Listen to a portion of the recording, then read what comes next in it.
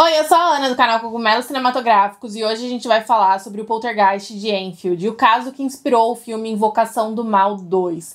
E como eu digo em todos os vídeos que eu tô fazendo sobre o universo de Invocação do Mal, eu tenho muitas dúvidas em relação ao Ed e a Lorraine Warren. Eu acho que eles são um pouquinho charlatões, mas dos casos que eu vi deles até aqui, esse é o que me parece ser mais real. Então já curte esse vídeo, se inscreve no canal e vamos contar essa história. Bom, vamos lá. Tudo começa em 1977, quando a Peggy Hodgson, que era uma mãe solo de 4 crianças, acordou no meio da noite escutando uns barulhos estranhos vindo do quarto das filhas. Como toda mãe, ela foi até lá achando que ia dar uma bronca nas meninas e voltar a dormir. Só que na verdade ela encontrou as suas filhas Janet e Margaret, de 11 e 13 anos, encolhidas em um canto do quarto, super assustadas, dizendo que o armário tinha se mexido sozinho. E a princípio a Peggy não acreditou muito nisso não, só que ela viu o armário se mexendo.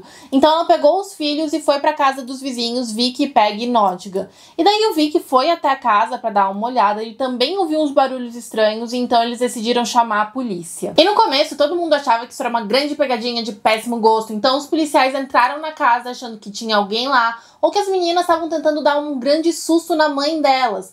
Só que eles também viram algumas coisas se mexendo, algumas coisas flutuando e passaram a acreditar que aquilo ali era um fenômeno paranormal real, mas não era um problema da polícia, então eles foram embora. Sabendo que tinha algo sobrenatural na casa, a família decidiu pedir ajuda para investigadores paranormais. E é lógico que isso passou por jornais, a mídia ficou super interessada nesse caso. O primeiro jornal que eles chamaram foi o Daily Mirror. E assim, enquanto os repórteres estavam na casa, não aconteceu absolutamente nada. Tava tudo muito pleno.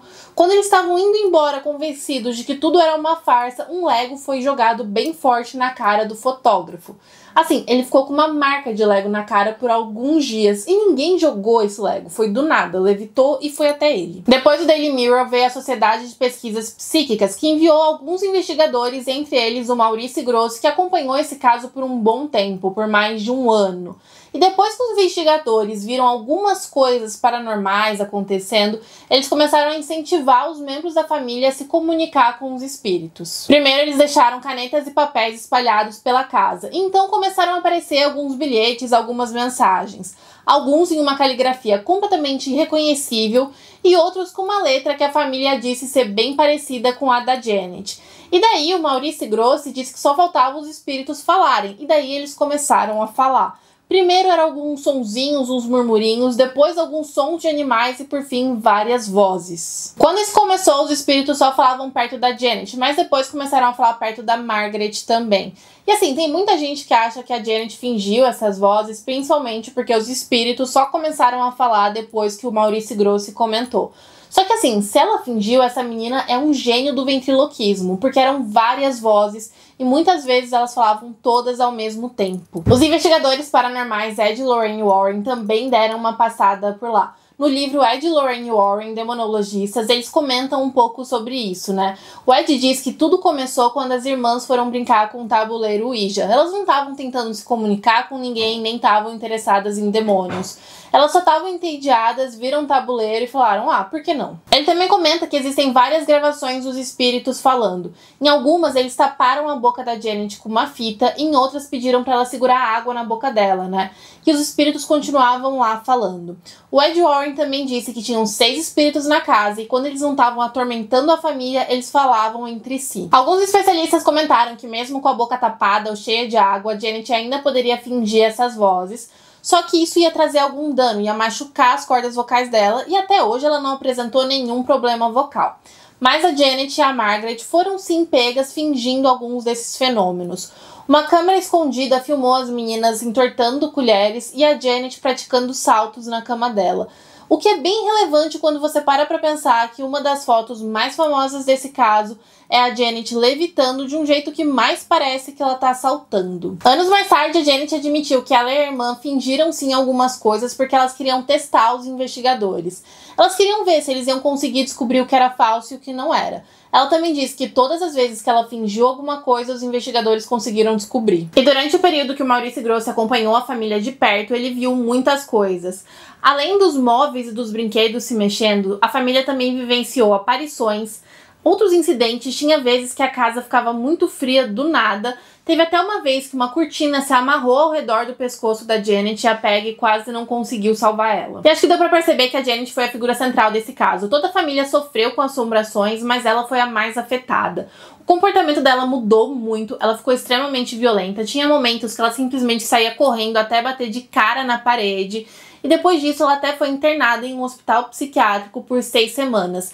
Nesse período, os fenômenos paranormais diminuíram, mas não pararam completamente. Bom, depois de um tempo, em 1979, os fenômenos simplesmente começaram a diminuir muito. Apesar da família dizer que eles nunca pararam completamente. Sempre aconteceu alguma coisinha estranha na casa. E o irmão da Janet, que nem foi citado nesse vídeo, até comentou que sempre que ele estava na casa, ele sentia que tinha alguém observando ele. No filme Invocação do Mal, o casal Warren tem uma participação até que bem grande nessa história. Eles confortam a família, fazem reparos na casa, ficam na Inglaterra por alguns dias, mas na real a participação deles foi bem mais curta do que isso. Eles de fato foram até Enfield, o Ed conseguiu se comunicar com os espíritos, ele fazia algumas perguntas, eles respondiam enquanto ele gravava. Mas a participação deles acabou por aí. Outra coisa que aparece no filme é a freira, o demônio Valak, que se tornou super importante no universo de Invocação do Mal e até ganhou 2 filmes próprios.